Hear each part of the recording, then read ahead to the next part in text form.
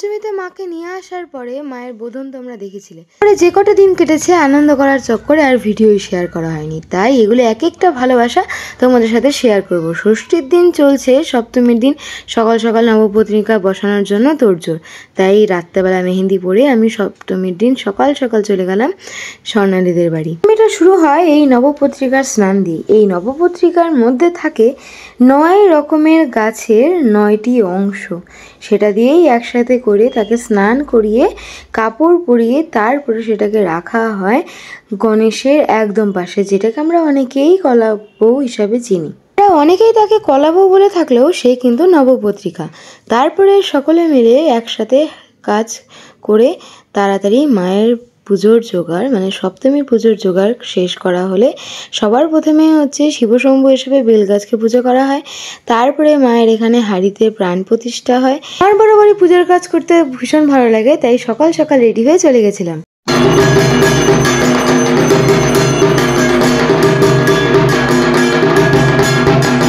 পুজোর সাথেই হবে হচ্ছে চণ্ডী পুজো, তারপরে আমরা জাস্ট ওয়েট করে আছি কখন হবে।